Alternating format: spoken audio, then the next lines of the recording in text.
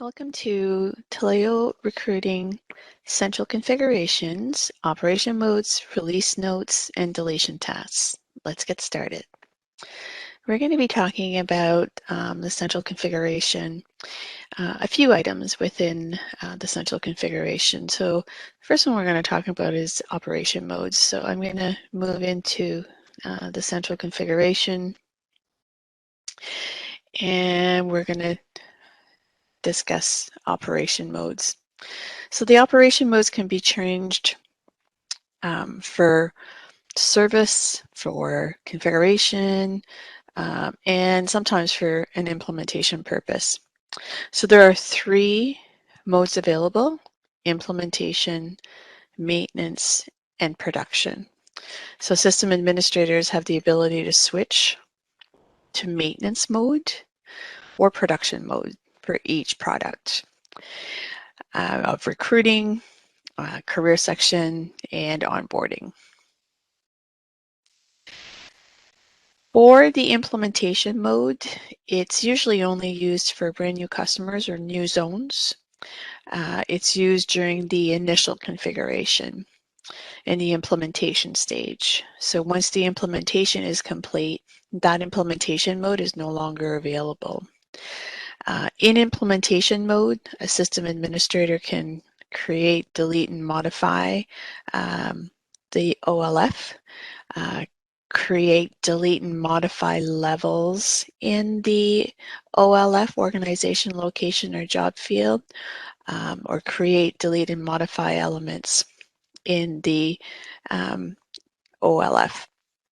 So I'm in my demo zone. I'll show you the operation modes. So you can see here I have the ability to kind of see the product lines. So operation modes for career section, onboarding, performance, and recruiting. That's my demo zone. I cannot, if I put this in edit mode, you will not see the ability to kind of put it into implementation mode.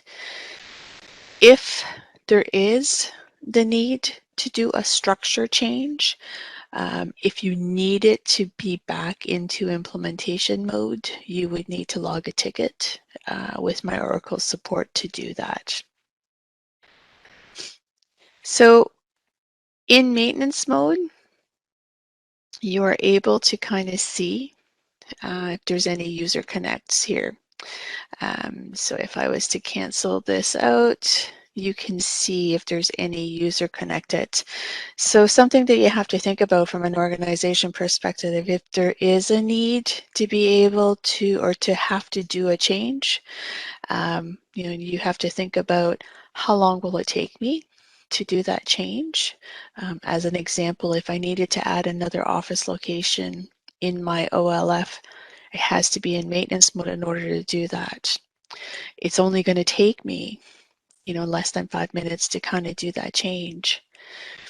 But you have to have some type of guideline. So when you have to make a change inside of recruiting, you have to put the career section and recruiting in maintenance mode in order to be able to kind of get the ability to edit it. So you want to look at how many users are in career section and also recruiting. So from a recruiting perspective, you may be able to kind of control that by sending an email to advise everybody. But from a career section perspective, you're unable to. So you may have a tolerance if there is 10 or less users in the career section, then I will do it. Or you may want to make the changes after hours, or early in the morning, later at night, maybe on the weekend. But you should still kind of have that number in mind in terms of how many users are in the career section, and is it okay for me to go ahead and make those changes. So you modify it. So as soon as I put my career section and my recruiting, I'll save it. And when I go back to my SmartOrg, if I needed to make a change to my element,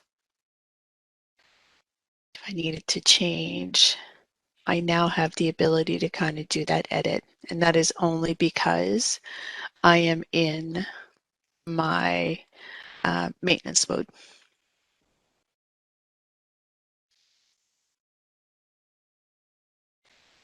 So very important, as soon as you are putting your zone into maintenance mode, you have to be, you have to kind of stay very focused. And as soon as you're done the work that you have to do, the first thing you need to do is put it back into production mode.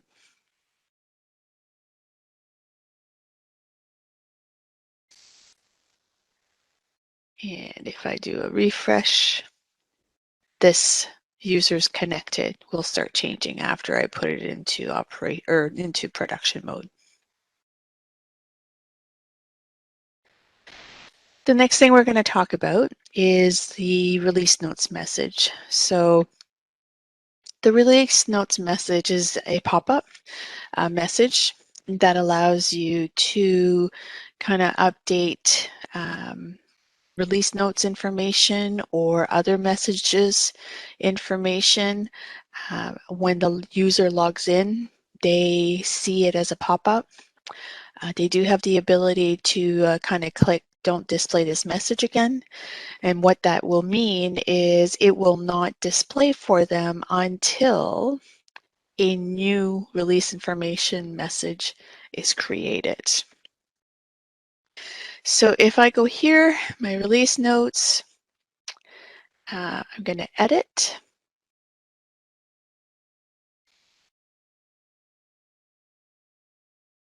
And you can add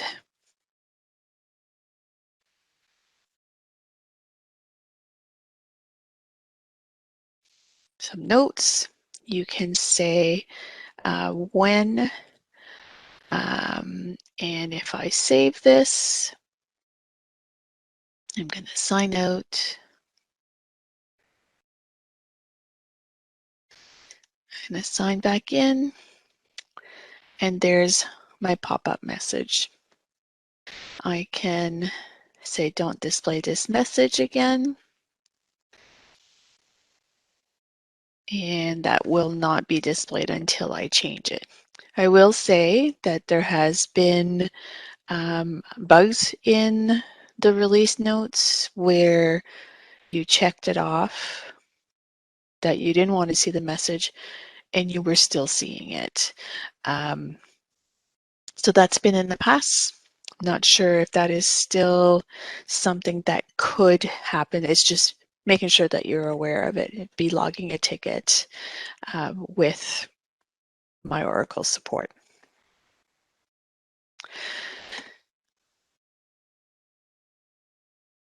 So this is, you do have the ability to use the rich text editing box.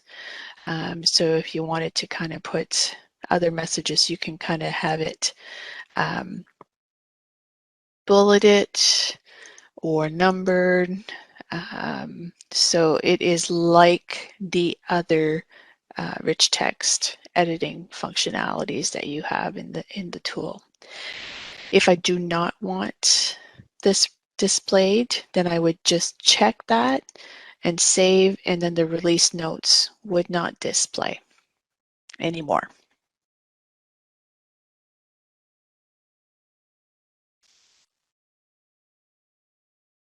So there are permissions in terms of being able to edit those release notes. So it's, for the most part, it's usually a system administrator permission. However, if you needed to give this to other user types, I'll just quickly show you.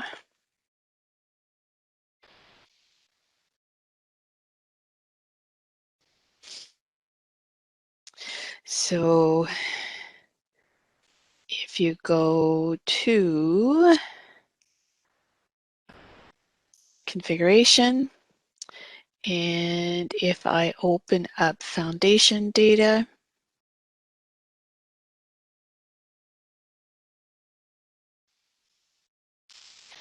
you will see the permission to edit release notes.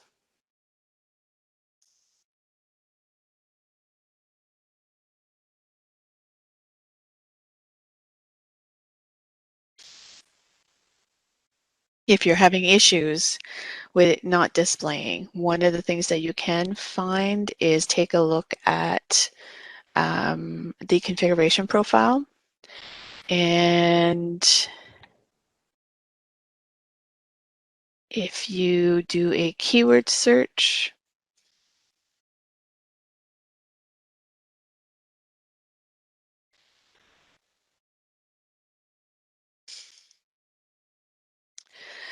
so there could be some situations where if this information on the configuration profile is set to no, even if you turn on the release notes, you could have some users with a specific configuration profile that may not see it. But this is also a good way that if you wanted the recruiters to be able to kind of see the configuration profile, but not your hiring managers, for the most part, they have different configuration profiles. So it's another way of being able to kind of control that information for your users. So the next thing that we're going to talk about is the deletion task. So the deletion task is fairly new, but it allows you to perform a deletion task that will permanently delete information related to a former employee. So the person, this could be something that is required by your organization. It's very common by law in EMEA and other regions to be able to have to do this component in terms of permanently deleting. The person model, so there are objects, a user account, there's a candidate account, there's a profile, and there's an employee information. So I'm going to just kind of quickly kind of display that. So from a SmartOrg perspective, if I take a look at my account, this is my user account. And in this part, this is my demo zone. I don't have any information, but if there's an employee import, this information will be filled out. So that's the employee part. I am going to go to my recruiting center. And so this is my candidate account and my profile. So those are part of the person model, but they're two different things. So I have a user account as a system administrator that I can kind of log in and do any type of task that's needed. But I also have a candidate account that I can use as an internal employee. So whether I want to apply to a job, that would be more of my candidate.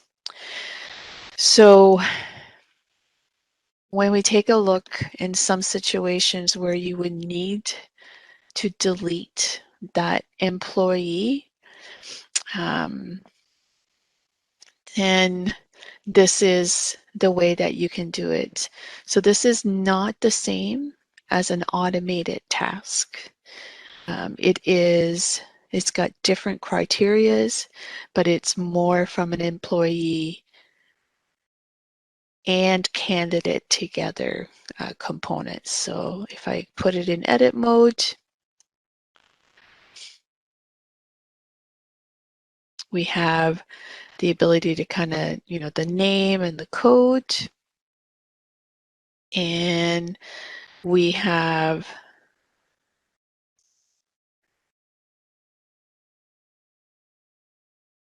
the criterias. So actually, let me just do a new one because it doesn't seem to like.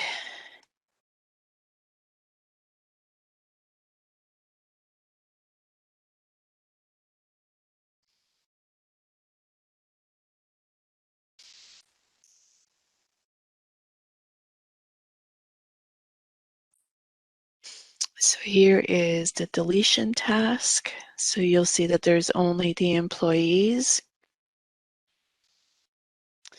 and only the option to permanently delete. And then here are your criterias. So if it's a termination date is older than, or somebody who's worked for the specific organization, or at a specific location, or in the specific job role.